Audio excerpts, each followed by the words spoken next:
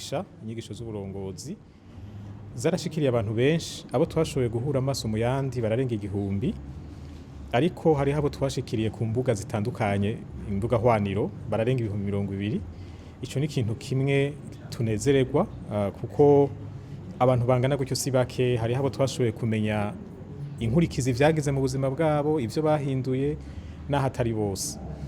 Ica kabiri twashoboye gushikako nuko twashoboye kwigisha imigwi y'abantu bafise amikoro make cyane, bamwe bita ba vulnerable mu gifaransa, bagwiriyemwo abagore n'ugwaruka.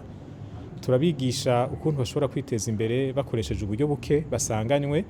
Turabigisha ingene bashobora gushigikirana mu bikorwa byo kwiteza imbere bagakorera hamwe. Hanyuma abashoboye gutera intambwe turagerageza kubashikana aho bakorana na microfinance, barashobora kuronka amafaranga aduza imitahe yabo, maze ubuzima bwabo burahinduka, imibereho y'ingo zabo irahinduka. Kuba ari ruguru baratangura korora ibitungwa batigeze borora mu buzima bwabo. Turabona abantu bakiri bato bagura inka bavuga bati sinari nzi ko noshobora kugura n'impene.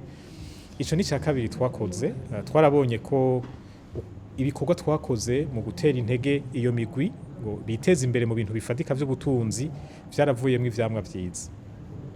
Ica gatatu twakoze ni ukwigisha uburongozi, twita uburongozi busuku, leadership service mu gifaransa, mu ntumbero yo gufasha bari abantu bo mu kibano gushobora gutorera amatati umuti bitabanje kuja mu ingorane nyinshi, mu buryo bwo gukomeza amahoro mu kibano. Ivyo twabikoze mu turere twabayemwe amatati cyane, ubwicanyi washaka mu myaka yarenganye, aho usanga amakommunity yaracanyemwo. Hanyuma turabibigisha maze birashikaho iyo migwi inywana, mbere n'urugezo rw'amatati rurasubira hasi gose, ku rugezo rwo hasi, ku buryo n'abarongoye ayo makomune tuba turiko turakoreramwo batubwira bati ubu nta bantu bakiva muri turiya turere bazanye amatati hano kwa OPG, baravyihereza bafashijwe na ba bantu mwahazanyigisho. Rero muri iyi myaka 10 novuga ko ari ivyo twashoboye gushikako. Ica gatatu novuga mbere washaka kinagoye kurusha ivyo bindi, ni ivyiyumviro bitari vyiza abantu baba basanzwe bafise, bimwe bita mauvaise mentalité mu gifaransa.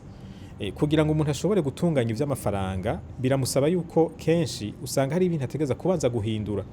Iyo uri kurafasha nk'abantu b'imborego nk'akarorero, uriya mugani uvuga ko amavuta y'umugabo arayamurayeko, baba bawumva cyane.